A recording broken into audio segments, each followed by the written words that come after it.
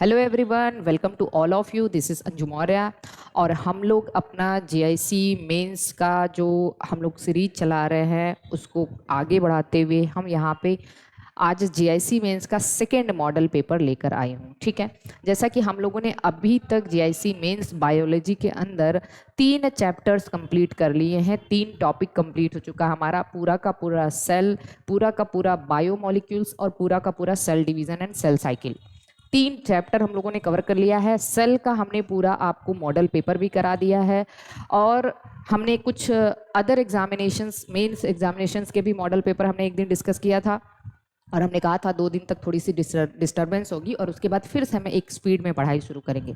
आज हम model paper लेकर आए हैं जीआईसी मेंस के लिए cell cycle and cell division का और इसके अलावा बायोमोलिक्यूल्स का। देखिए, ये सब करने का एक बहुत बड़ा रीज़न है कि हमें हर एक टाइप का क्वेश्चन, जितना क्वेश्चन बन सकता है आपके मेंस एग्जामिनेशन के लिए, वो मेरा वादा है, अभी तक मैंने जो किया है वो भी प्रूफ सब लोगों के सामने है। ये भी इतने क्वेश्चंस मैं करा दूंगी, इतने क्वेश्चंस करा दूंगी कि कोई भी, मेरे ख्याल से तो कोई भी ऐसा क्वेश्चन नहीं आएगा जो आपके एग्जामिनेशन से अलग हो। ठीक है, मतलब जो मैं पढ़ा रही हूँ, जो चीज़ें, जितना भी मैं मॉडल पेपर करा दूंगी, क्योंकि एक तरह से क्या हो रहा है, आप वहाँ पे पढ़ रहे हो ऐप के ऊपर और उसके बाद हम लोग सारी चीज़ें, क्वेश्चंस भी करेंगे, मॉडल पेपर भी करेंगे और मैंने कहा एक्स्ट्रा चीज़ें भी मैं डिस्कस करूँगी। और लास्ट में हमने ये भी बताया है कि 20 मॉडल पेपर ऐसे होंगे जो ओवरऑल सिलेबस से मैं डिज़ाइन करवाऊँगी। ओवरऑल सिलेबस से 20 मॉडल पेपर होंगे, जैसे आपके एग्जाम में आता है पूरा का पूरा सिलेबस से। और वो 20 मॉडल पेपर लास्ट में ऐसे होंगे जिसमें आपको बस क्वेश्चन नहीं होगा, क्वेश्चन फिर उसके नीचे उसका आंसर, चाहे वो 250 वर्ड्स का हो, चाहे वो 150 वर्ड्स का हो, चाहे 50 वर्ड्स का हो। तो इस तरीके से अगर वो 20 मॉडल पेपर आपको मिलता है, आप इतना तो श्योर हो जाइए कि आप एक, या कह सकते हैं कि कम से कम 50% क्वेश्चन तो एग्जाम में वहीं से आएगा। उससे ज़्यादा भी आ सकता है भगवान चाहेंगे तो, क्योंकि 20 मॉडल पेपर में कम से कम कितने क्वेश्चंस आ जाएंगे, 400 क्वेश्चंस आ जाएंगे।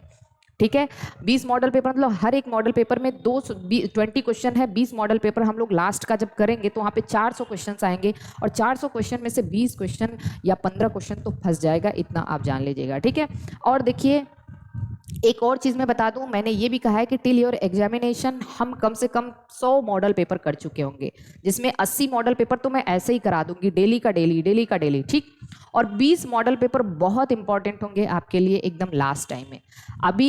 अब हम लोगों ने आज तक का हम लोगों ने पूरा का पूरा सिलेबस कंप्लीट कर लिया। मैंने कहा है कि जो लोग भी वहाँ पे ज्वाइन हो चुके हैं, और बहुत ज़्यादा स्टूडेंट ज्वाइन हो चुके हैं, आप लोगों को बहुत बहुत मुबारक हो।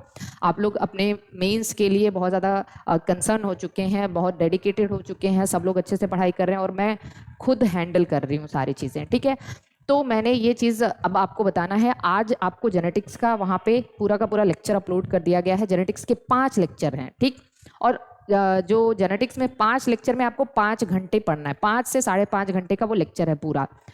उसमें से कोई एक ऐसा टॉपिक नहीं है, चाहे वो आपका पीसीएस हो, आईएएस हो, किसी भी तरीके का एग्जामिनेशन हो, आप वहाँ से मेंस लिख सकते हैं। जेनेटिक्स इतना डिटेल में पढ़ाया गया है और बाकी सारी चीज़ें भी डिटेल पढ़ाई गई हैं, लेकिन वहाँ पे कुछ ऐसी छोटी छोटी चीज़ें हैं, जब मैं एनालिसिस कर रही थी तो मुझे मिला कि ये टॉपिक भी ऐड कर देना चाहिए जेनेटिक्स में, क्या पता यहाँ से भी क्वेश्चन आ जाए। तो जब हम कल के बाद परसों जेनेटिक्स का मॉडल पेपर करेंगे, तो जेनेटिक्स के मॉडल पेपर में वो एक तो हम लोग मॉडल पेपर करेंगे, लेकिन उसके पहले मेरा एक और लेक्चर आएगा जिसमें जो एक्स्ट्रा चीज़ें हैं वो कंप्लीट कराऊंगी मैं। ठीक, तो आपको मेरे साथ लगातार लगातार लगातार मेहनत करनी है। आपका पर डे का जितना काम दिया जाता है, आपके ऐप के ऊपर जो अनाउंसमेंट होता है कि आपको आज इतना काम पूरा कर लेना है, तो आपको पूरा करना है, आपको प्रैक्टिस करनी है, तब जाके हम आपके एग्जामिनेशन तक एकदम पूरी तरह से तैयार हो जाएंगे। देखते हैं कहाँ से क्वेश्चन आता है। ठीक है, तो चलिए देखिए, आज का मॉडल पेपर जो हमारा है वो बायोमोलिक्यूल का और cell cycle and cell division का मॉडल पेपर है। उसके ऊपर, मतलब दोनों एक में ही बनाया गया है, उसके ऊपर और भी क्या क्या चीज़ें आ सकती हैं मैं लिखने को भी बताऊंगी कि यहाँ से कैसे कैसे चीज़ें हम लोग लिखेंगे। ठीक है, तो देखिए पहले हम मॉडल पेपर देख लेते हैं। तो यहाँ पे जैसे कि हमने आपको बताया कि 3 सेक्शन बनाया गया है, 3 सेक्शन में आपको क्वेश्चन आएंगे, section A, section B, section C. जो आपका सेकंड पेपर होगा उसकी बात कर रही हूँ मैं। तो सेक्शन ए में हमारे पास 5 क्वेश्चंस होंगे जो कि आपको 250 वर्ड्स में लिखना है एक क्वेश्चन, और वो कितना है 25 मार्क्स का है। सेक्शन बी में भी 5 क्वेश्चन होगा जिसको 150 वर्ड्स में लिखना है, और ये 150 मतलब 15 मार्क्स का है। और सेक्शन सी में 10 क्वेश्चन है, ये मैंने स्टार्टिंग में आपको बता दिया, 10 क्वेश्चन है जो आपको 50 वर्ड में लिखने हैं, और हर एक क्वेश्चन 10 मार्क्स का है। तो ये चीज़ यहाँ पे है। और देखिए इस मॉडल पेपर को और भी अच्छे तरीके से डिजाइन किया जाएगा। अभी जस्ट ये पेपर इस तरीके से आपके सामने देखिए, बायोमोलिक्यूल और सेल डिवीजन का पहला क्वेश्चन। और ऐसे क्वेश्चंस देखिए जो क्वेश्चन पूछे जा चुके हैं ऑलरेडी पीसीएस के अंदर, आईएएस के अंदर, जो सब्जेक्टिव, वो सारी जगहों से ये क्वेश्चन उठाए जाते हैं, ठीक है। और चैप्टर जो आपको मिल चुका है, आप पढ़ चुके हो, उससे उसका एकदम पूरा एक्सट्रैक्ट है, इससे ज़्यादा क्वेश्चन नहीं आ सकता। और आपको क्या क्या लिखना है, कैसे लिखना है, मैं अभी बताऊंगी, ठीक है। देखिए पहला क्वेश्चन है, give a detailed account on meiosis. ये क्वेश्चन आईएएस के अंदर भी, अरे पीसीएस के अंदर पूछा जा चुका है। मियोसिस पे पूरा का पूरा एक डिटेल्ड अकाउंट लिखना है, पूरा मियोसिस। और एक मियोसिस का मैंने आपको 1 घंटे का लेक्चर दिया है, 1 घंटे का लेक्चर है, और टू द पॉइंट है। अगर आप तैयारी करना चाहोगे, आपके पास इतना वक्त अब नहीं है कि आप बुक्स ढूंढो, आप नोट्स ढूंढो, सारी चीज़ें, और अगर वो चीज़ आपको एक टीचर पढ़ा दिया, आपको एक लेक्चर मिल जाता है, तो आप बहुत अच्छे से उसको कर सकते हो, और आपके पास कोई लिमिटेशन नहीं, आप उसको 10 से 20 बार 25 बार उस लेक्चर को देख सकते हो, ठीक है। तो मियोसिस अब यहाँ पे दे दिया कि आपको मियोसिस के बारे में क्या लिखना है, हर एक चीज़ मैंने लेक्चर में बताया हुआ है कि ऐसी सेल्स, मतलब मियोसिस कहाँ होता है, किन टाइप की सेल्स में होता है, ठीक है। अभी मैं इसके बारे में डिस्कस भी करूंगी। फिर मियोसिस 1, मियोसिस 2 के बारे में, हर एक चीज़ के बारे में आपको डिस्कस करना है। अगर आप मियोसिस 1, मियोसिस 2 के बारे में डिस्कस करेंगे तो उसमें भी क्या करेंगे, पहले हम पेपर देख लेते हैं, फिर मैं बताती हूँ, ठीक है। चलिए देखिए, what is enzyme, discuss about enzyme classification and enzyme inhibition, ठीक है। ये क्वेश्चन भी पूछा जा चुका है एग्जाम के अंदर, मेंस एग्जामिनेशन के अंदर। अब आपको एंजाइम पढ़ाया है, एंजाइम का भी आपको 1 शॉट लेक्चर भी मिला और डिटेल लेक्चर भी मिला है। मैंने कहा भी कि ये चीज़ हम लोगों को कंप्लीट कर लेना है, आज का जो मैंने टाइम दिया था वहाँ तक अगर आपने इसको कंप्लीट कर लिया है तो आपको मज़ा आएगा, आप सारी चीज़ें, ठीक है। तो देखिए एंजाइम क्या है, एक अच्छा खासा लेक्चर आप एंजाइम पे जो है बना सकते हैं, नोट लिख सकते हैं, सारी चीज़ें मैंने बताई है। एंजाइम क्या करता है, एंजाइम किस नेचर का होता है, ये एक्टिवेशन एनर्जी को कैसे घटाता है, ये रेट ऑफ रिएक्शन को कैसे बढ़ाता है, ठीक है। एंजाइम्स का क्लासिफिकेशन बाकायदा मैंने बताया है, 6 to 7 क्लासेस के बारे में बताया है मैंने। फिर एंजाइम क्या है, सिंपल एंजाइम, होलो एंजाइम, ठीक है, simple enzyme, conjugated enzyme, cofactor, prosthetic group, को एंजाइम, मेटल आयन, सबके बारे में आप थोड़ा थोड़ा, आपके पास इतना आइडिया होना चाहिए कि आप कितना लिख सकते हैं 250 वर्ड में, ठीक। अब ये चीज़ तो जब अभी मॉडल पेपर बन रहा है, जो आपका 20 मॉडल पेपर जो एग्जाम के पॉइंट ऑफ व्यू से मैंने कहा है होल सिलेबस से बनेगा, तो वहाँ पे मैं खुद आपको बताऊंगी कि 250 वर्ड्स में आपको कितनी चीज़ें लिखनी, क्योंकि वो आपको लिखा हुआ मिलेगा, ठीक। उसके बाद एंजाइम का इनहिबिशन भी मैंने आपको बताया है, 3 तरीके का इनहिबिशन मैंने आपको बताया, कॉम्पिटिटिव, नॉन कॉम्पिटिटिव और एलोस्टेरिक या फीडबैक इनहिबिशन। तीनों का एकदम अच्छे से एग्जांपल मैंने दिखाया हुआ है, उसको भी देख लीजिए, तो आप एंजाइम को पूरा का पूरा एकदम तैयार कर सकते हैं। और ये मॉडल पेपर तब हो रहा है जब आज का आपका काम पूरा हो चुका है। ये पूरा आज तक मैंने कहा था बायोमोलिक्यूल और सेल साइकिल तक कंप्लीट हो जाना चाहिए। जिन लोगों ने ये कर लिया है तो उनको सारी चीज़ें अब अच्छे से समझ में आ रहा होगा कि ऐसे क्वेश्चन आ गए तो हमें क्या लिखना है। तीसरा चीज क्या है, give a detailed discussion about carbohydrates and it's classification. अब मैंने कार्बोहाइड्रेट भी आपको पढ़ाया, कार्बोहाइड्रेट क्या है, उसका classification, monosaccharide, oligosaccharide, polysaccharide. Monosaccharide में सारी की सारी चीजें, ट्रायोजेस, टेट्रोजेस, पेंटोजेस, हेक्सोजेस, हेप्टोजेस, सब मैंने पढ़ाया आपको। ओलिगोसैकेराइड में डाइसैकेराइड, ट्राइसैकेराइड, टेट्रासैकेराइड। डाइसैकेराइड में आपको क्या लिखना है, सुक्रोज, माल्टोज, लैक्टोज, ये सारी चीज़ें लिखनी है। ट्राइसैकेराइड में रैफिनोज, टेट्रासैकेराइड में स्टैकियोज, पेंटासैकेराइड में वर्बेस्कोज, ये सब चीज़ें हमने आपको बताया है, ठीक। फिर पॉलीसैकेराइड का भी हमने एक बड़ा सा लेक्चर, बड़ा सा पूरा डायग्राम बना के बताया कि पॉलीसैकेराइड कैसे हो सकता है, उसमें आपको क्या क्या लिखना है। पॉलीसैकेराइड को ग्लाइकन्स भी कहते हैं, होमो पॉलीसैकेराइड, हेट्रो पॉलीसैकेराइड। होमो का मतलब सेम यूनिट से बना, हेट्रो का मतलब डिफरेंट यूनिट से बना हो, ठीक है। होमो में भी structural polysaccharide, storage polysaccharide. Structural में क्या क्या आएगा, सेलुलोज आएगा, काइटिन आएगा, उसका स्ट्रक्चर क्या है, उसमें बॉन्डिंग क्या है, सब आपको मैंने बताया है। और उसके बाद हमने स्टोरेज में आपको स्टार्च, ग्लाइकोजन, इनुलिन, ये सब बताया है, ठीक। अगर आपने तैयार किया है तो बहुत अच्छी बात है, ठीक है। आगे देखिए, उसके बाद क्या है, discuss about protein, its types and function. Protein का टाइप और फंक्शन अभी हम डिस्कस करेंगे, पहले क्वेश्चन देख लेते हैं। अभी मैं बताऊंगी कि ये क्वेश्चन आपके पीसीएस में भी पूछा जा चुका है। प्रोटीन का क्लासिफिकेशन करिए, कितने टाइप का प्रोटीन होता है, और प्रोटीन का फंक्शन भी आपको लिखना है। अब मैं बताऊंगी कि आपको प्रोटीन के फंक्शन में क्या लिखना है, ठीक है। फिर देखिए, right a note on mitosis and discuss about how it differs from meiosis. Mitosis भी आप अच्छे से एक लॉन्ग आंसर में लिख सकते हैं। माइटोसिस का भी 1 घंटे का लेक्चर, 1.5 घंटे का लेक्चर मैंने आपको दिया है कि माइटोसिस कैसे लिखना है, और उसके बाद वो मियोसिस से कैसे डिफर, माइटोसिस और मियोसिस में क्या अंतर है, ठीक। फिर देखिए सेक्शन बी में कैसे क्वेश्चंस आते हैं, सेक्शन बी में क्या क्वेश्चन बन सकता है, तो यहाँ पे देखते हैं हम लोग। What are the amino acid? Discuss about essential and non-essential amino acid. Amino acid के बारे में भी एक लंबा सा लेक्चर आपको मैंने दिया है, 1 घंटे का लेक्चर। उससे आप अमीनो एसिड के बारे में सब कुछ लिख सकते हैं, चाहे जितना बड़ा क्वेश्चन आ जाए, ठीक है। अमीनो एसिड क्या है और उसका क्लासिफिकेशन, सारी चीज़ें, टाइट्रेशन ऑफ अमीनो एसिड, उसे हम लो पीएच पे रखेंगे, हाई पीएच पे रखेंगे, ज्विटर आयन क्या है, सारी चीज़ें बताया मैंने। Acidic amino acid, basic amino acid, neutral amino acid, hydroxyl containing amino acid, sulphur containing amino acid, amides क्या होते हैं, इम्यूनो एसिड क्या होता है, एवरीथिंग हमने डिस्कस किया है। एरोमेटिक अमीनो एसिड क्या होता है, सब लिख सकते हैं आप।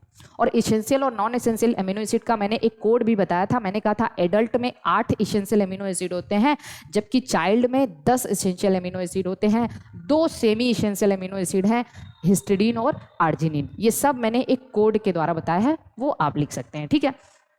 और उसके बाद क्या है, discuss briefly about lipids and it's classification. इसका भी एक लेक्चर मैंने आपको दिया है, लिपिड, और पूरा का पूरा लिपिड क्या है, लिपिड का क्लासिफिकेशन में simple lipid, conjugated lipid, derived lipid. Simple में क्या क्या है, वैक्सेस है, ठीक है, और वी कैन से जो सिंपल फैट है या न्यूट्रल फैट है। डेराइव्ड कॉन्जुगेटेड लिपिड में फॉस्फोलिपिड, ग्लाइकोलिपिड, डेराइव्ड लिपिड में स्टेरॉइड्स है, टर्पीन्स है, ठीक है, ये सब मैंने बताया है। और उसके बाद इसको आप आराम से देख के लिख सकते हैं, आपका तैयार होना चाहिए। अगर ये मॉडल पेपर आप देख रहे हैं, जिन लोगों ने भी मेरा कोर्स परचेज किया है, मतलब उनका ये सारा टॉपिक तैयार होना चाहिए, और उनकी प्रैक्टिस भी हो जानी चाहिए अब तक कि मुझे कैसे लिखना है, बिना देखे कैसे लिखना है, ठीक है। अब आप ये मत सोचिए कि जैसे मैंने आपको कहा कि आज आपको 5 घंटे का जेनेटिक्स का लेक्चर पूरा मिला हुआ है, तो आपको कल तक इसे कंप्लीट कर लेना है। चाहे जैसे आप 5 घंटे नहीं 10 घंटे पढ़ो, इट इज़ योर रिस्पॉन्सिबिलिटी कि आपको कैसे कंप्लीट करना है, क्योंकि आप अब मेंस लिखने वाले हो। आपको प्री हो चुका है, वहाँ पे एमसीक्यू था, यहाँ पे एमसीक्यू नहीं है। यहाँ पे आपको आंसर राइटिंग करनी है, ये डिटेल चीज़ें लिखनी है हमें। तो आपकी प्रैक्टिस होनी चाहिए, आपका पेन चलना चाहिए, आपको 8 घंटे 7 घंटे मेहनत करना ही करना है, कोई इसमें कोई कंजूसी नहीं होनी चाहिए, ठीक है। तो आपका जो पेन है लगातार चलना चाहिए, जितना आप लिखेंगे उतनी प्रैक्टिस होगी, पेन रुकनी नहीं चाहिए, ठीक है। चलिए देखिए उसके बाद क्या है, डिस्कस अबाउट पॉलीसेकेराइड। पॉलीसेकेराइड पे आपको 150 वर्ड में लिखने को आ गया, तो भी पॉलीसेकेराइड का बहुत लंबा सा नोट है, वहां पे आप इसको लिख सकते हैं, ठीक है। What is fatty acid, discuss about saturated and unsaturated fatty acid. Fatty acid क्या है, अब बताइए। आप बुक में फैटी एसिड ढूंढने जाओगे ना, तो इतना बड़ा लंबा चौड़ा मिल जाएगा, आप कंफ्यूज हो जाओगे। जितनी चीज़ें मैंने आपको बताई है, फैटी एसिड क्या है, एम्फीपैथिक नेचर का होता है, क्योंकि इसमें पोलर और नॉन पोलर दोनों ग्रुप होते हैं। पहले तो आप डिफिनीशन लिखेंगे फैटी एसिड का, कि चेन ऑफ हाइड्रोकार्बन, कोई भी हाइड्रोकार्बन, मैंने कहा था ना, कोई भी हाइड्रोकार्बन की एक चेन हो जिसके एंड पे कार्बोक्सिलिक ग्रुप होना चाहिए, उसको हम फैटी एसिड कह देंगे। जिसके एंड पे कार्बोक्सिलिक ग्रुप होना चाहिए उसको हम फैटी एसिड कहेंगे। और सबसे सिंपलेस्ट फैटी एसिड भी मैंने कहा था कि ये सपोज करिए कि ये एक आर ग्रुप है, हमने बताया था ये आर ग्रुप है, और ये क्या है, हमारा कार्बोक्सिलिक ग्रुप है। तो आर क्योंकि हाइड्रोकार्बन है तो ये नॉन पोलर है, नॉन पोलर है, या हम कह दें हाइड्रोफोबिक है, और ये पोलर ग्रुप है। तो कोई भी फैटी एसिड एम्फीपैथिक नेचर का होता है, ये मैंने आपको बताया था। एम्फीपैथिक का मतलब जिसके पास पोलर और नॉन पोलर दोनों ग्रुप होता है। और मैंने कहा था आर सबसे सिंपल क्या हो सकता है, CH3 हो सकता है। तो आर अगर सबसे सिंपल CH3 है, सपोज करिए CH3 हटा दूं, तो क्या हो जाएगा, सबसे सिंपलेस्ट फैटी एसिड तो एसिटिक एसिड ही हो जाएगा, ठीक है। और मैंने कहा था मैक्सिमम फैटी एसिड में मैक्सिमम कार्बन का नंबर 19 होता है, ठीक, मतलब आर का नंबर, आर में कार्बन का नंबर 19 होता है, एक कार्बोक्सिलिक का कार्बन आप ऐड कर लेंगे तो 20 कार्बन से ऊपर फैटी एसिड नहीं पाया जाता। ये सारी चीजें हैं। अब मैंने सैचुरेटेड अनसैचुरेटेड फैटी एसिड के बारे में आपको पूरा का पूरा एकदम बढ़िया से बताया है। Saturated fatty acid, palmitic acid, stearic acid, ये सब मैंने बताया। अनसैचुरेटेड फैटी एसिड में जिसमें डबल बॉन्ड हो, ठीक है, mono unsaturated fatty acid, poly unsaturated fatty acid. Poly unsaturated fatty acid को हम लोग इसेंशियल फैटी एसिड भी कहते हैं क्योंकि हमारी बॉडी में सिंथेसाइज नहीं होते। पॉली अनसैचुरेटेड फैटी एसिड क्या है? प्रिकर्सर ऑफ प्रोस्टाग्लैंडिन्स है, प्रोस्टाग्लैंडिन के प्रिकर्सर्स होते हैं। ये सब मैंने बताया है लेक्चर्स में, बाकायदा नोट भी है, आप उसको अपनी प्रैक्टिस कर लीजिएगा। ठीक है, ये हो गया। Differentiate between animal cell and plant cell division. अब अगर आपको आ गया कि एनिमल सेल और प्लांट सेल डिवीजन में डिफरेंस करो, तो हम, अगर आपने माइटोसिस मियोसिस अच्छे से पढ़ा है तो आप एनिमल सेल और प्लांट सेल को डिफरेंस कर सकते हैं। लेकिन मैं अभी आपको बताऊं कि अगर आपको तुरंत से ये नोट लिखने को आ गया तो आप क्या क्या लिखेंगे वहां पे, मैं अभी डिस्कस करने वाली हूं। ठीक है, सेक्शन सी में देखिए कैसे क्वेश्चंस बन सकते हैं इस टॉपिक से। Discuss about why cell divide. ठीक है, वाई सेल डिवाइड्स, क्यों सेल डिवीजन होता है, इसका भी मैंने आपको बताया। इसके दो रीजन है, एक तो सरफेस एरिया वॉल्यूम रेशियो, ठीक है, सरफेस एरिया वॉल्यूम रेशियो घटता है, और एक न्यूक्लियोप्लाज्मिक इंडेक्स या कैरियोप्लाज्मिक इंडेक्स का घटना। ये दोनों चीज मैंने आपको एकदम अच्छे से एक्सप्लेन करके बताया है। यही रीजन है कि सेल डिवाइड करती है, वीडियो में है, आप अच्छे से इसको समझ लीजिए। ठीक है, चलिए देखिए, what are reducing and non reducing sugar, ये मैंने आपको बताया है। रिड्यूसिंग और नॉन रिड्यूसिंग शुगर क्या होते हैं, आपको मैंने वीडियो के कार्बोहाइड्रेट के एकदम लास्ट में ये बात बताई हुई है कि रिड्यूसिंग और नॉन रिड्यूसिंग शुगर क्या होता है। ठीक है, उसके बारे में। ठीक, और देखिए स्टार्च पे नोट लिखने आ गए तो स्टार्च के बारे में मैंने बताया है कि एक पॉलीसेक्राइड है, ग्लूकोज का पॉलीमर है, अल्फा डी ग्लूकोज का पॉलीमर है, और बॉन्ड कौन सा बनेगा, अल्फा 1,4 ग्लाइकोसिडिक बॉन्ड बनता है। ये मैंने बना के भी बताया है। स्टार्च प्लांट में स्टोरेज फूड है, ये हमने कहा था आपको। और स्टार्च के बारे में फिर आप क्या लिखेंगे, दो तरीके का होता है स्टार्च, दो फॉर्म में पाया जाता है, ये भी मैंने आपको बताया था, एक अमाइलोज और एक अमाइलोपेक्टिन। ठीक है, एमाइलोज और एमाइलोपेक्टिन। अब आपको बताना है कि ये एमाइलोज क्या है, तो आपने कहा था ये लीनियर चेन है, linear chain of glucose. Glucose का लीनियर चेन है अगर अल्फा डी ग्लूकोज का, मतलब glucose glucose glucose glucose glucose linearly जुड़े हुए हैं 1,4 ग्लाइकोसिडिक बॉन्ड से, तो ये तो एमाइलोज है। मैंने कहा था यहाँ पे ये ब्रांच्ड है, ये कैसा है, ब्रांच्ड है। और मैंने बकायदा बताया भी था कि ब्रांचिंग कहाँ कहाँ होती है, ब्रांचिंग पे कौन कौन सा बॉन्ड बनता है, फिर लिख दीजिए आप इसको। ठीक है, और स्टार्च आयोडीन टेस्ट भी देता है, ये भी मैंने आपको बताया था। लेकिन कौन स्टार्च आयोडीन टेस्ट देगा, एमाइलोपेक्टिन देगा, क्योंकि ये ब्रांच है। जितने भी ब्रांच्ड शुगर होंगे वही केवल आयोडीन टेस्ट दे सकते हैं। तो पूरे कार्बोहाइड्रेट में मैंने आपको बताया था कि ब्रांचिंग बस और बस एमाइलोपेक्टिन और ग्लाइकोजन में होती है, तो केवल यही स्टार्च आयोडीन टेस्ट देते हैं।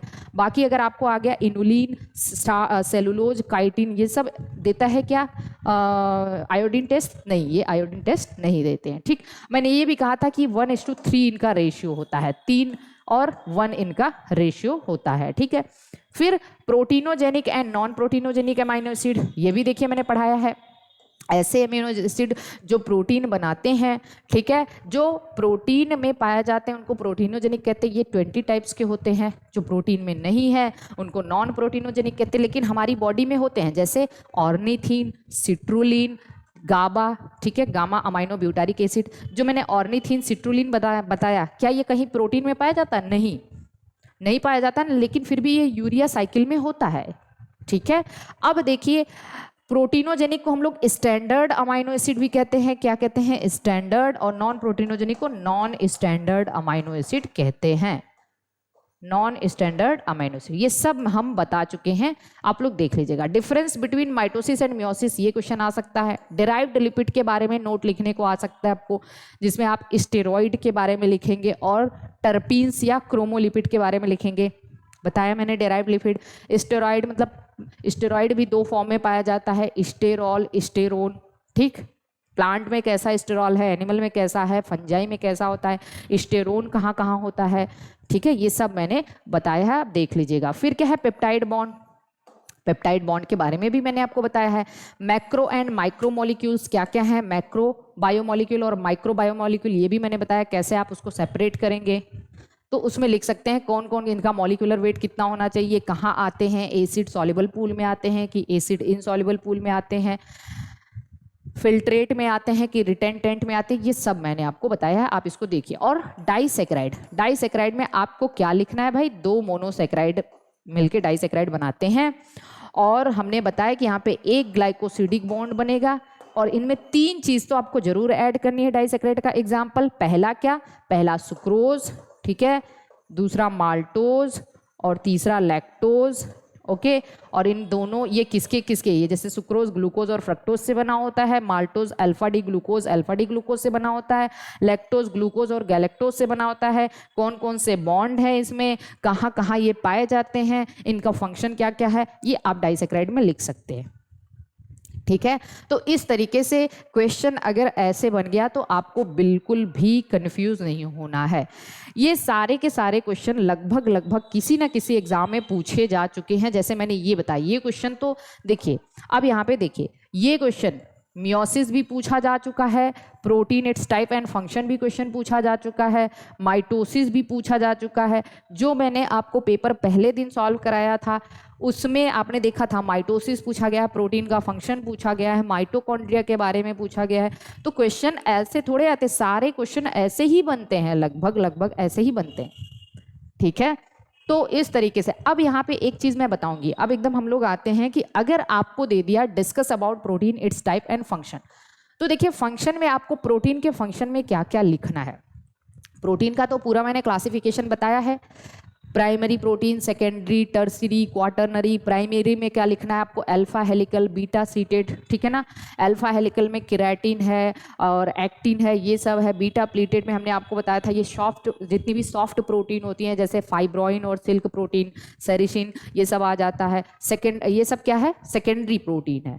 टर्सरी प्रोटीन के भी मैंने एग्जाम्पल आपको, उसमें कौन कौन सी बॉन्डिंग होती है। क्वाटरनरी प्रोटीन का भी एग्जाम्पल बताया मैंने, ठीक है, हीमोग्लोबिन, इंसुलिन, ये सब मैंने क्वाटरनरी प्रोटीन का एग्जांपल बताया। तो प्रोटीन के बारे में बहुत ज़्यादा लिख सकते हैं, लेकिन अब आपको ये ध्यान देना है, मेरी बात को ध्यान से सुनिए। अगर आपको कभी इस तरीके का क्वेश्चन मिलता है जिसमें आपको टाइप्स और फंक्शन 2 चीज पूछ दिया, तो आपको बैलेंस बना के चलना है आंसर राइटिंग करते टाइम।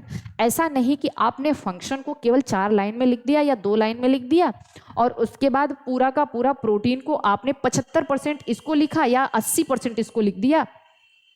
या होता क्या है कि हमने पूरा का पूरा 80 से 85% इसको लिखा, केवल 5 से 10% इसको लिख रहे हैं, तो ऐसे मार्क्स नहीं मिलेगा। हमें बैलेंस बना के चलना। अब फंक्शन भी आपसे पूछा है तो फंक्शन को कम से कम आपको 40% या 30% वेटेज देना है। अब आप प्रोटीन का फंक्शन क्या क्या लिख सकते हो तो मैं बता रही हूँ। देखिए सबसे पहली चीज, अब आते हैं हम लोग यहाँ पे, मैं इसको यहाँ पे डिस्कस कर रही हूँ। प्रोटीन का फंक्शन नोट कर लीजिएगा सब लोग इसको, ठीक है।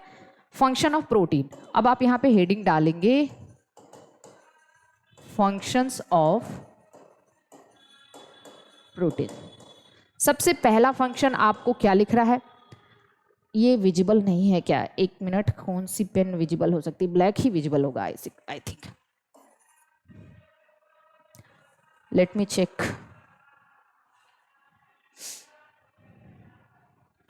ठीक है, चलिए सबसे पहला फंक्शन आपको क्या लिखना है, सबसे पहला फंक्शन लिखना है एक्ट एज ट्रांसपोर्ट प्रोटीन। पहला, या आप पहला पॉइंट डालेंगे ट्रांसपोर्ट प्रोटीन, मतलब प्रोटीन ट्रांसपोर्ट प्रोटीन का भी काम करते, ट्रांसपोर्टेशन के लिए रिस्पॉन्सिबल है। आप इसमें एक लाइन लिख सकते हैं, protein act as we can say या हम कह सकते हैं प्रोटीन फैसिलिटेट ट्रांसपोर्टेशन। अब ऐसी कौन सी प्रोटीन है जो ट्रांसपोर्ट प्रोटीन में आती है, तो आप यहाँ पे इसका एग्जाम्पल लिखोगे हीमोग्लोबिन। इसका एग्जाम्पल क्या लिखोगे, हीमोग्लोबिन। भाई हीमोग्लोबिन क्या है, एक ट्रांसपोर्ट प्रोटीन है। और हीमोग्लोबिन किसका ट्रांसपोर्ट करता है, तो ट्रांसपोर्ट ऑफ ऑक्सीजन, ठीक है, transport of oxygen and transport of carbon dioxide. आपको पता है ऑक्सीजन और कार्बन डाइऑक्साइड का ट्रांसपोर्ट हमारी बॉडी में हीमोग्लोबिन करता है। ऑक्सीजन ऑक्सी हीमोग्लोबिन के फॉर्म में, और carbon dioxide carb amino haemoglobin के फॉर्म में। आप यहाँ पे इसको भी लिखाना चाहो तो बता सकते हो, ये ऑक्सी हीमोग्लोबिन के फॉर्म में, ठीक है, ऑक्सी हीमोग्लोबिन के फॉर्म में, और ये कार्ब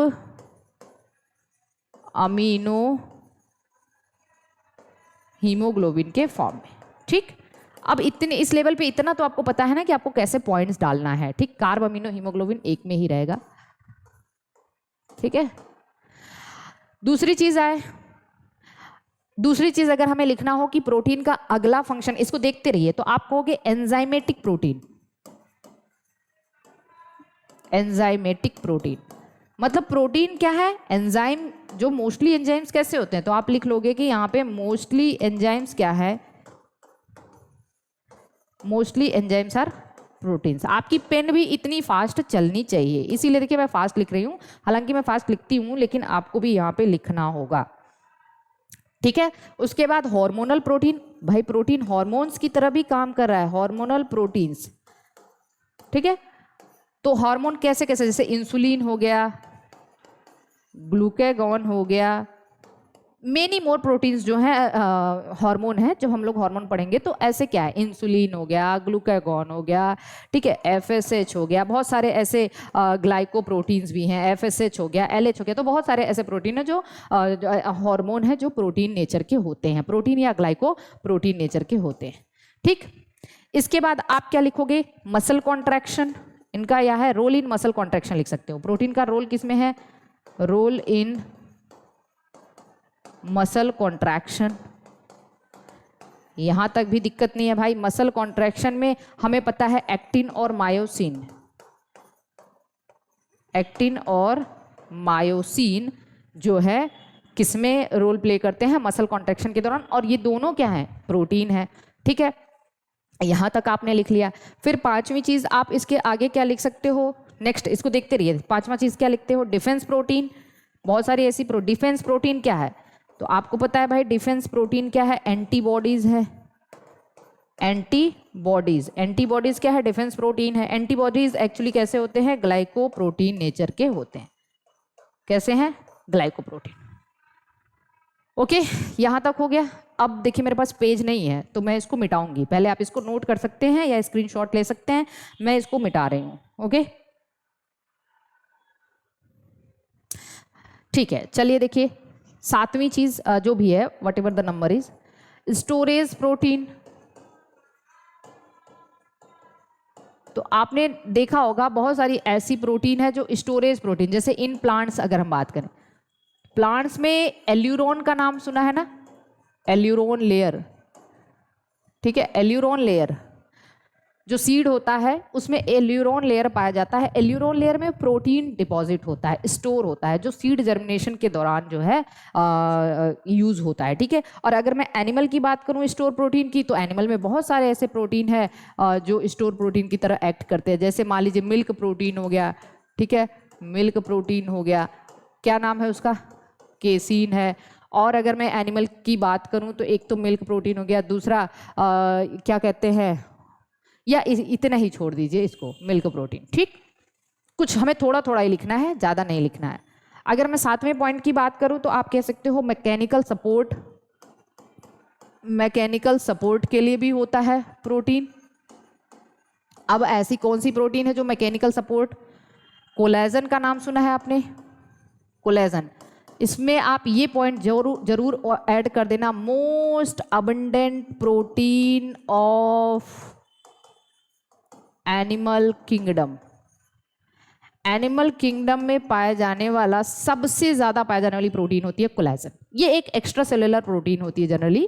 ठीक है, एक्स्ट्रा सेलुलर जो सेल के बाहर जनरली पाई जाती है। ये मैकेनिकल सपोर्ट प्रोवाइड करती है। क्या प्रोवाइड करता है, मैकेनिकल सपोर्ट। ठीक है, इसके अलावा अगर हम बात करें कि प्रोटीन और क्या काम करते हैं, तो हम कह सकते हैं कि यहाँ पे structural and next structural and building, structural and building materials का भी काम करता है। अब ये क्या है, स्ट्रक्चरल एंड बिल्डिंग मटेरियल्स, जैसे हमारी बॉडी में बहुत सारे ऐसे स्ट्रक्चर हैं, जैसे हमारा नेल्स हो गया, ठीक है, नेल्स हो गया, हमारा हेयर हो गया, हमारा हम कह सकते हैं स्किन हो गया, ये हमारे प्रोटीन का स्ट्रक्चरल पार्ट है हमारी बॉडी का। इसमें कौन सी प्रोटीन होती है, तो आप कहोगे केराटिन प्रोटीन प्रेजेंट होती है। ठीक है, कौन सी प्रोटीन, केराटिन प्रोटीन प्रेजेंट होती है। नेक्स्ट अगर हम बात करें तो विजन, विजन, अब विजन में कौन सी प्रोटीन, आपने नाम सुना है इन आईज, आईज में रॉड एंड कोन सेल्स पाए जाते हैं, और यहाँ पे एक तरीके का रोडोप्सिन पिगमेंट होता है, इसमें भी प्रोटीन होता है। ठीक, रोडोप्सिन पिगमेंट, ये भी प्रोटीन, इसमें भी प्रोटीन पार्ट होता है, तो जो कि विजन में रोल प्ले करता है। तो देखिए कितने सारे प्रोटीन के हम फंक्शंस यहाँ पे लिख सकते हैं। एक आखिरी और फंक्शन आप लिख सकते हैं, प्रोटीन एक्ट एज रिसेप्टर या रिसेप्टर प्रोटीन।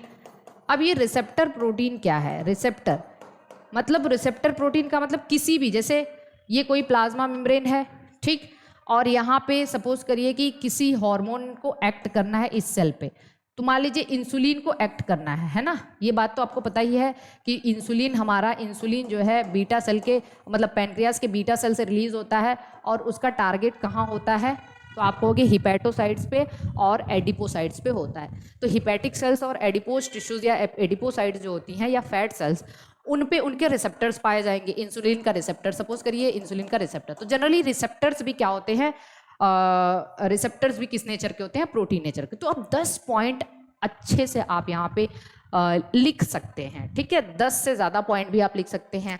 अगर मैंने जैसे बताया यहाँ पे ट्रांसपोर्ट प्रोटीन के बारे में बताया था, तो ट्रांसपोर्ट में तो एक हीमोग्लोबिन हो गया, एक GLUT4, GLUT4 लिख सकते हैं आप, ट्रांसपोर्ट वाले में जरूर ऐड कर लीजिएगा, GLUT4, ग्लूकोज ट्रांसपोर्टर 4, जो कि ग्लूकोज के ट्रांसपोर्ट के लिए रिस्पॉन्सिबल होता है। GLUT4, GLUT4, ये एनसीईआरटी की लाइन है।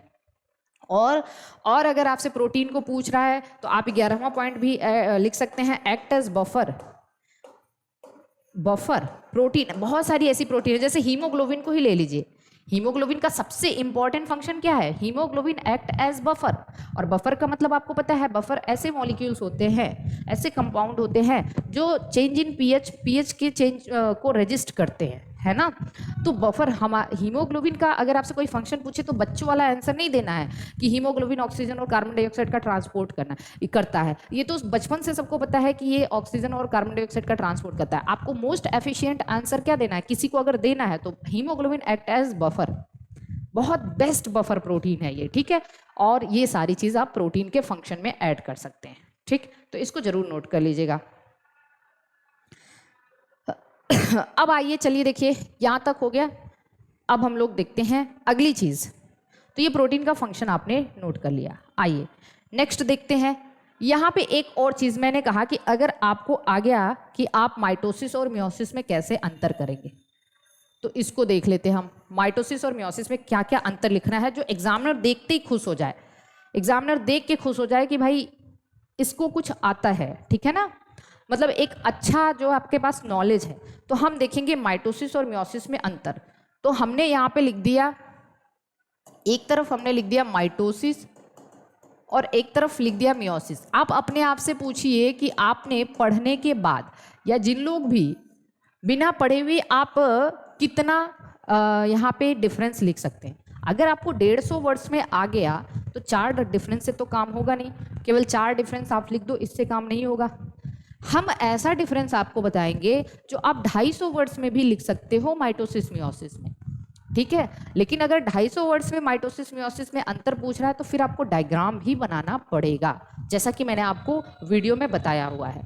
अगर आपको 150 वर्ड्स में आ रहा है तो आप क्या लिखोगे, यहाँ पे देखिए। सबसे पहली चीज जो आपको ऐड करनी है, सबसे फर्स्ट सेल, सबसे पहली लाइन आपको ऐड करनी है, it is also called as, चलिए हम ब्लैक से लिख रहे हैं, also called as equational division. आगे हम बताएंगे कि इसको इक्वेशनल डिवीजन क्यों कहते हैं। इसको हम क्या कहते हैं, इक्वेशनल डिवीजन। और इसको also called as reductional division. कौन सा डिवीजन भाई, रिडक्शनल डिवीजन। ओके, अभी मैं आगे आपको और डिस्कस कर रही हूं। दूसरा पॉइंट आपको लिखना है, अकर्स इन, कहां होता है mitosis, occurs in somatic cells. Somatic cells मतलब बॉडी सेल्स, एंड अब ये बात जो मैं बताने वाली हूँ शायद बहुत लोगों को ना पता हो, या पता तो है लेकिन वो कभी डिफरेंस में इसको लिखते नहीं है। एंड जर्म सेल्स में भी माइटोसिस होता है ड्यूरिंग मल्टीप्लिकेशन फेज।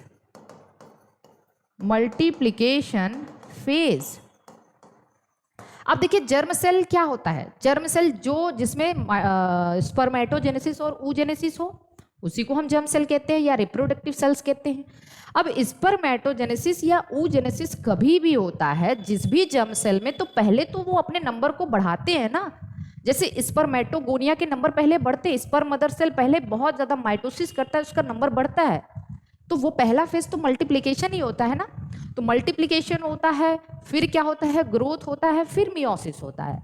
तो मल्टीप्लिकेशन, ग्रोथ और मियोसिस, तो मल्टीप्लिकेशन फेज में पहले माइटोसिस ही होता है और जर्म सेल में भी माइटोसिस है, ठीक है। और किस दौरान, मल्टीप्लिकेशन फेज के दौरान। ये एग्जामिनर देख के एकदम खुश हो जाएगा कि इसको कितनी अच्छी नॉलेज है ना। अब क्योंकि कोई ये चीज नहीं आपको बताएगा कि हाँ इसको ऐसे लिखना है। चलिए देखिए सेकेंड, यहां पे आप लिखोगे अकर्स इन जर्म सेल्स या रिप्रोडक्टिव सेल्स। इतनी बात होगी। दूसरा डिफरेंस, तीसरा डिफरेंस लिखिए, mitosis can occur in haploid as well as diploid cell,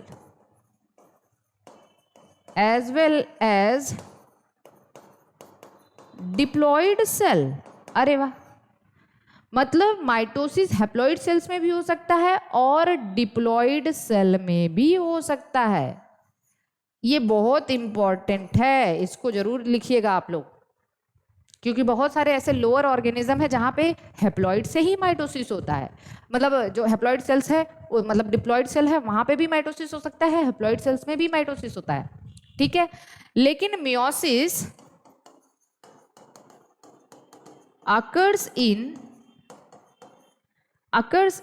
occurs only in diploid cell। Meiosis केवल और केवल डिप्लॉइड सेल में होता है। एंड द सेल, जो cell undergoing meiosis called as meiocytes. ऐसी सेल जिसमें मियोसिस हो रहा है उसको हम क्या कहते हैं, मियोसाइट्स कहते हैं। ये पॉइंट तो आपको ऐड करना है, भूलना नहीं है, ठीक। चलिए अगली चीज देखते हैं, अगला हमारा जो आगे हम लोग मूव करते हैं इसमें। अब आपको यहाँ पे इतनी बात तो हो गई कि ये कहाँ कहाँ होता है, बस इतनी बात हमने की। अब हम देखते हैं कि एक्चुअली में इनमें होता क्या है। तो आप एक चीज जरूर लिखोगे कि माइटोसिस में क्या होता है, mitosis is one round replication and one round segregation. आपको मैं बता दूं ये एकदम मास्टर स्ट्रोक है, एकदम आप समझिए। अगर आपने माइटोसिस और मियोसिस को ऐसे डिफरेंशिएट कर दिया, mitosis is one round replication and one round segregation. आपने लेक्चर देखा हुआ है, माइटोसिस में बस एक बार रेप्लिकेशन होता है और एक बार सेग्रीगेशन होता है, जबकि मियोसिस में क्या होता है, मियोसिस को आप कहेंगे it is one round replication, replication तो एक बार होता है, ठीक है, and two round segregation, two rounds segregation. जो सेग्रीगेशन होता है, और सेग्रीगेशन कहाँ होता है, एनाफेज में। मियोसिस में रेप्लिकेशन, डीएनए रेप्लिकेशन बस एक बार होता है एस फेज में, लेकिन सेग्रीगेशन दो बार होता है। कहाँ कहाँ, एक एनाफेज 1 में और एक एनाफेज 2 में, ठीक। एनाफेज 1 में क्या होता है, इसको आप लिख लीजिएगा, segregation of homologous chromosome, segregation of homologous chromosome. और एनाफेज 2 में क्या होता है, segregation of sister chromatids, segregation of sister chromatids, ठीक।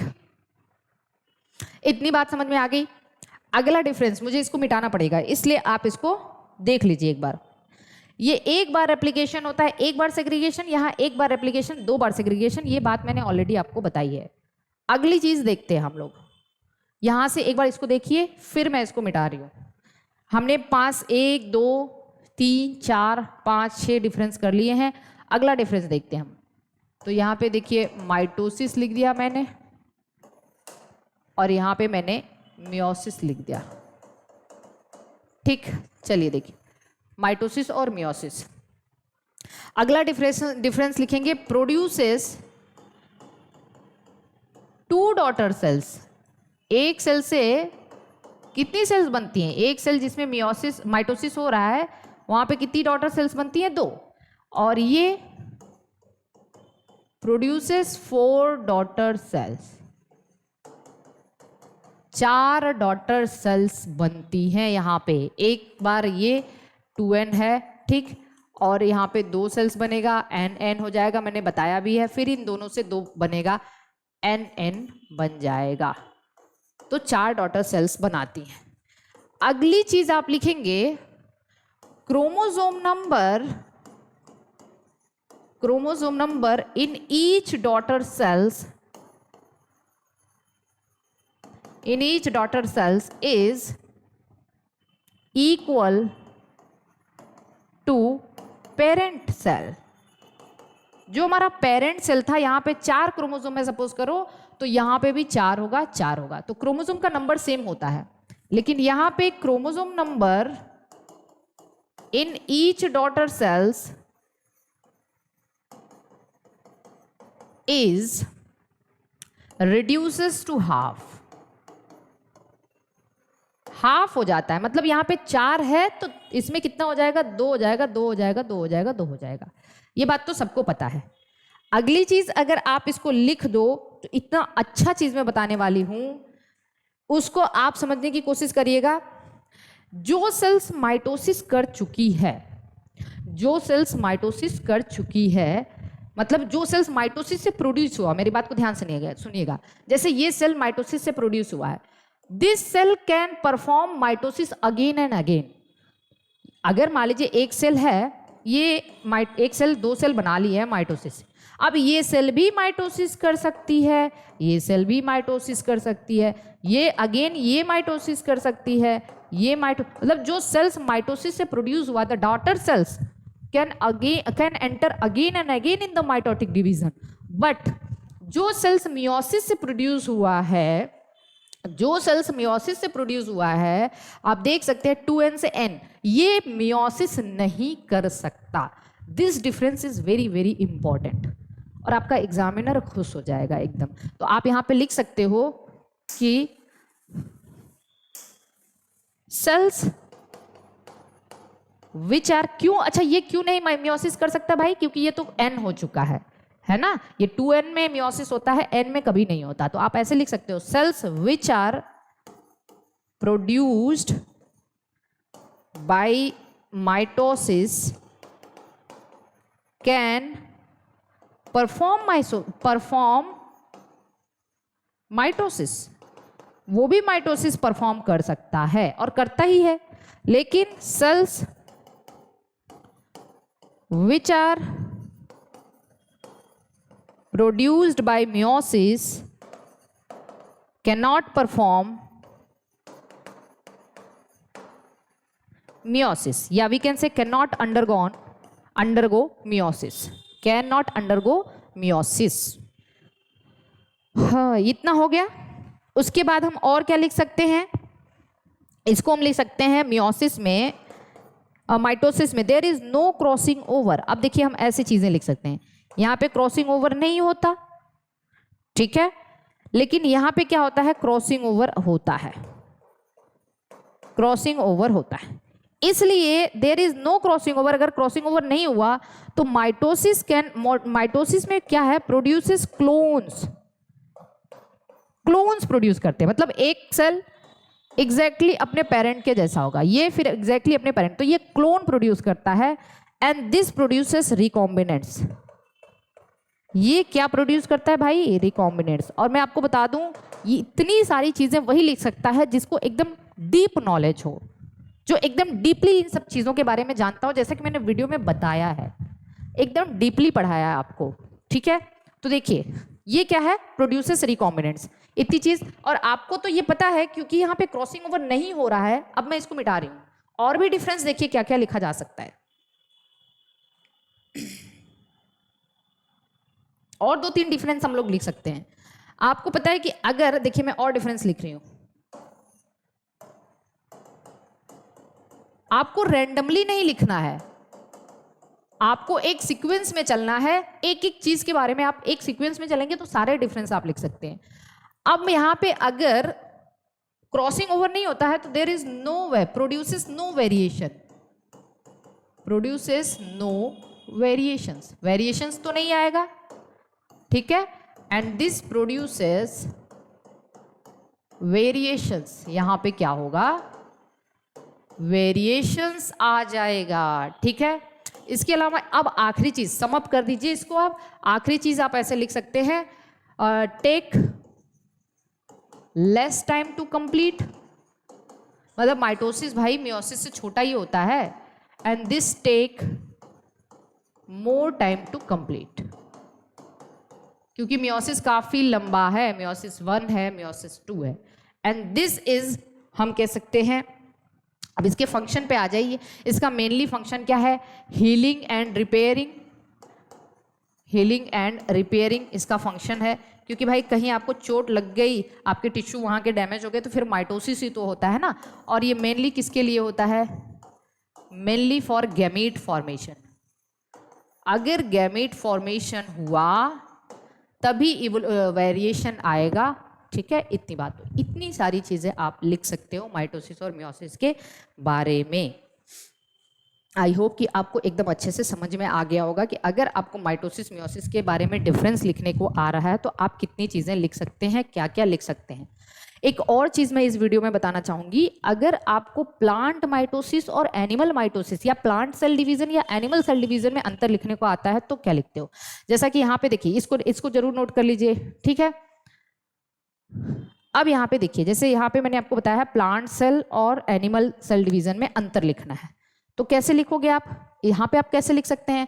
तो देखिए, क्योंकि वीडियो देख के आप अच्छे से इतनी बातें तो पता चल चुकी है और मैंने बताया भी बहुत सारा डिफरेंस, लेकिन फिर भी अगर आपको लिखना है तो आप कैसे लिखोगे। देखिए क्वेश्चन क्या आ सकता है, प्लांट माइटोसिस और एनिमल, या मैं पहले एनिमल लिख दूं, ठीक है, एनिमल माइटोसिस और प्लांट माइटोसिस में अंतर लिखिए, ठीक। या फिर एनिमल सेल डिवीजन, ऐसे भी आ सकता है, एनिमल सेल डिवीजन और दिखाई दे रहा है आप लोगों को, और प्लांट सेल डिवीजन में अंतर लिखिए, ठीक है, डिफ्रेंशिएट करिए। अब एकदम बच्चों जैसा डिफ्रेंशिएशन नहीं, एक मैच्योरिटी का आप परिचय दीजिए कि कैसे हमें एक मैच्योरिटी या मैच्योर आंसर लिखना है, कैसे एक एफिशिएंट आंसर लिखना है, उसके बारे में मैं आपको बता रही हूँ। पहला difference, plant animal mitosis is also called as centric mitosis, centric mitosis, या ऐसे लिखते हैं सेंट्रिक माइटोसिस, इसको कहते हैं एसेंट्रिक माइटोसिस। या मैं ऐसे लिख दूं, ऐसे ना लिख के पहला आप ऐसे लिख दीजिए, सेंट्रोसोम प्रेजेंट, ठीक, सेंट्रोसोम प्रेजेंट होता है, सेंट्रोसोम होता है ना एनिमल में, सेंट्रोसोम होता है, प्लांट में नहीं होता। सेंट्रोसोम क्या होता है, हमने पढ़ाया अभी सेल वाला लेक्चर देखिए। सेंट्रोसोम में 2 सेंट्रियोल होते हैं, प्रॉक्सिमल सेंट्रियोल, डिस्टल सेंट्रियोल, और ये एक नॉन मेम्ब्रेनस स्ट्रक्चर है, एमॉर्फस सब्सटेंस से घिरा हुआ होता है, ठीक है। इतनी चीज मैंने आपको बताया, बावेरी ने इसकी डिस्कवरी की थी, ये भी मैंने बताया है। इसका इसमें सीलिया, इसमें माइक्रोट्यूब्यूल का अरेंजमेंट कैसा होता है, 9+0 अरेंजमेंट होता है, ये सब मैंने आपको बताया, ठीक है। चलिए देखिए, सेंट्रोसोम प्रेजेंट और यहाँ पे क्या होता है, सेंट्रोसोम एब्सेंट होता है। पहले हम स्ट्रक्चरल डिफरेंस देखेंगे, मतलब प्लांट और एनिमल में डिफरेंस, इसीलिए इसके माइटोसिस को hence called as centric mitosis, centric mitosis कहते हैं, और इसको एसेंट्रिक माइटोसिस कहते हैं। पहला डिफरेंस आ गया समझ में, क्योंकि यहां पे सेंट्रोसोम है, यहां पे सेंट्रोसोम नहीं है, फर्स्ट डिफरेंस। अब चलिए दूसरा डिफरेंस देखिए। अब मैंने आपको पढ़ाया था, जब सेल पढ़ाते टाइम मैंने आपको बताया है कि सेंट्रोसोम होता है तो क्या होता है, सेल डिवीजन के दौरान दोनों सेंट्रोसोम का रेप्लिकेशन होता है एस फेज के दौरान, एस फेज के दौरान सेंट्रोसोम का, मैंने कहा था एस फेज में तीन चीज का रेप्लिकेशन होता है, डीएनए रेप्लिकेशन, हिस्टोन प्रोटीन का रेप्लिकेशन और सेंट्रोसोम का भी रेप्लिकेशन होता है। डीएनए रेप्लिकेशन और हिस्टोन प्रोटीन का रेप्लिकेशन न्यूक्लियस के अंदर होता है, लेकिन सेंट्रोसोम का रेप्लिकेशन साइटोसॉल के अंदर होता है। अब सेंट्रोसोम, दो सेंट्रोसोम बन गया, एक सेंट्रोसोम इधर आ गया, एक इधर आ गया। प्रोफेज के दौरान, लेट प्रोफेज में ये मूव कर जाता है पूरी तरह से यहाँ पे, ये बात मैंने आपको बताई है। अब इस सेंट्रोसोम से, ध्यान से देखिए, इस सेंट्रोसोम से कुछ फाइबर्स निकलते हैं, ठीक। अब मैं किस कलर से बनाऊं इसको दिखे आपको, कुछ फाइबर्स निकलते हैं, छोटे छोटे फाइबर। मैंने कहा था ये एस्ट्रल फाइबर कहलाते हैं, ठीक। इसको हमने क्या कहा था, एस्ट्रल फाइबर कहते हैं ना, एस्ट्रल, तो एस्ट्रल फाइबर। अब देखिए मैंने ये बताया था कि सेंट्रोसोम, ध्यान दीजिएगा पहले, सेंट्रोसोम प्लस एस्ट्रल फाइबर ये मिलके कहलाता है एस्टर। क्या कहलाता है, एस्टर। अब देखिए एस्टर कहलाता है ना, बताया था मैंने ये बात आपको। तो क्योंकि यहाँ पे एस्टर बनता है इसलिए एनिमल माइटोसिस को एस्ट्रल माइटोसिस कहते हैं। क्या कहते हैं, एस्ट्रल। क्योंकि यहाँ सेंट्रोसोम है ही नहीं तो यहाँ पे एस्टर है ही नहीं, तो यहाँ पे एनेस्ट्रल माइटोसिस होता है। और ये एस्ट्रल के साथ साथ ये एम्फी एस्ट्रल है। एम्फी एस्ट्रल का मतलब दो एस्टर बन रहे, एक इधर एक इधर, इसीलिए इसको एम्फी एस्ट्रल माइटोसिस भी कहते हैं, ठीक। दो एस्टर बनता है। यहां तक सबको समझ में आ रहा होगा। अब यहां पे देखिए, विजिबिलिटी दिख रही है, नहीं दिख रही है ना, ब्लैक से ही लिखते हैं। चलिए देखिए, इसके बाद हमने क्या कहा था। अब चलिए अगला डिफरेंस, इतना आ गया। अगला डिफरेंस मैं फिर से कर रही हूँ, उसको मैं मिटा रही हूँ। एनिमल और प्लांट सेल में अगला डिफरेंस हम क्या कर सकते हैं, तो देखिए अगला डिफरेंस आपको यहाँ पे मैंने एनिमल लिख दिया और यहाँ पे मैंने प्लांट माइटोसिस लिख दिया, ठीक है। तो देखिए एनिमल माइटोसिस में अब मैंने कहा था कि देखिए एनिमल में क्या होता है, एस्टर बना, मतलब कैसे बना, सेंट्रोसोम प्लस एस्ट्रल फाइबर मिलके क्या बनाता है, एस्टर बनाता है, ठीक। ये सेल हो गई, तो यहां तो बन गया आपका एस्टर, ठीक। यहां बन गया एस्टर, ओके। इसके बाद मैंने कहा था यहां पे इसी से बड़े फाइबर भी निकलते हैं कुछ, जिसको हम कहते हैं माइक्रो ट्यूब्यूल्स। अरे ये स्पिंडल फाइबर कहते हैं ना, स्पिंडल फाइबर। अब ध्यान से देखिए, अब ये एस्टर प्लस स्पिंडल फाइबर मिलके क्या बनाते हैं, स्पिंडल एपरेटस। तो एनिमल में एक्चुअली स्पिंडल एपरेटस होता है, प्लांट में केवल स्पिंडल फाइबर है। क्या है, स्पिंडल फाइबर ही होता है, क्योंकि वहां पे एस्टर नहीं है। तो एनिमल में क्या होता है, स्पिंडल एपरेटस बनता है, प्लांट में स्पिंडल फाइबर बनता है, ठीक। ये सब सेंट्रोसोम की वजह से हो रहा है। इतनी बात सबको समझ में आ गई। एक और डिफरेंस आप लिखेंगे, एनिमल में साइटोकाइनेसिस, साइटोकाइनेसिस का मतलब आप जानते हैं सेल डिवीजन, है ना। साइटोकाइनेसिस, साइटोकाइनेसिस स्टार्ट कब स्टार्ट हो जाता है, at the end of anaphase. बहुत इंपॉर्टेंट है भाई, जैसे ही एनाफेज खत्म हुआ वैसे ही साइटोकाइनेसिस स्टार्ट होने लग जाता है, जबकि अभी टीलोफेज बाकी है। लेकिन यहां पे cytokinesis starts at the end of telophase. Telophase खत्म होने के बाद साइटोकाइनेसिस स्टार्ट होता है।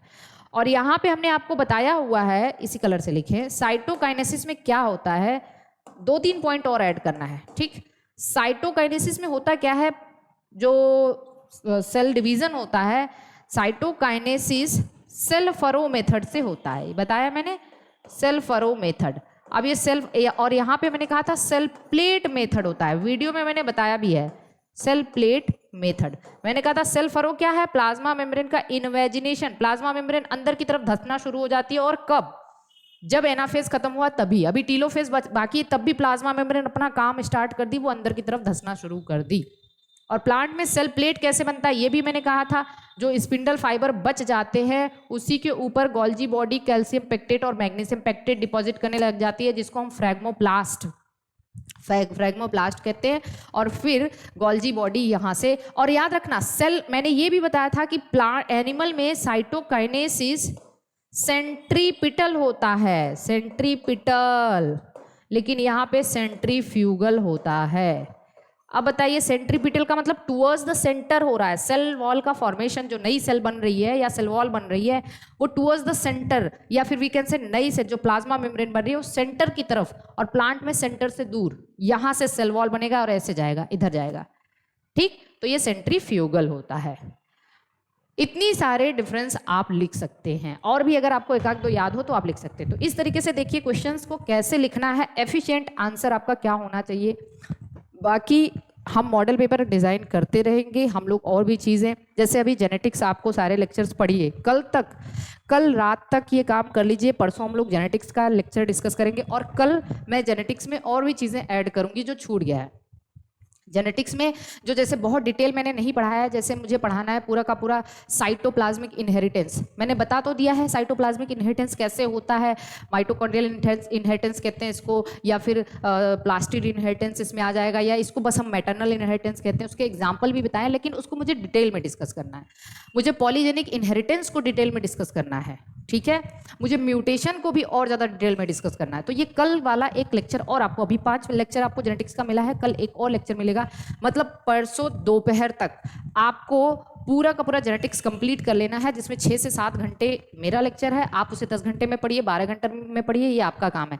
और परसों शाम को हम लोग फिर जेनेटिक्स का मॉडल पेपर करेंगे, वहां से कितने क्वेश्चंस आएंगे, कैसे आ सकते हैं, किस तरीके के क्वेश्चन अभी तक बने हैं अदर एग्जामिनेशन में, उसको डिस्कस करेंगे, ठीक है। तो चलिए इसको एक बार मॉडल पेपर आप लोग इसको फिर से देख लीजिए। ये है पूरा का पूरा पेपर, इसको मैंने, और ये मैं आप लोगों को सेंड करवा दूंगी, आपका जो जिन लोगों ने एडमिशन लिया है उस पर मैं अनाउंस वहाँ पे ऐप पे इसको मैं सेंड कर दूंगी, आप टेंशन नहीं लीजिए, ठीक। और आप इसको खुद से करने की कोशिश करिए, ठीक है। तो चलिए, ठीक है। तो आप लोग जितना काम आपको दिया जा रहा है प्लीज़ आप करते जाइए। बाकी किसी भी तरीके की क्वेरी है कि ये टॉपिक नहीं समझ में आया, इसको अच्छे से करा दीजिए, वो सब मैं कराऊंगी, क्योंकि अब मैंने ये एकदम वो ठान लिया है कि आपको 75 दिन कैसे तैयारी करानी है, ठीक है। चलिए, ऑल द बेस्ट।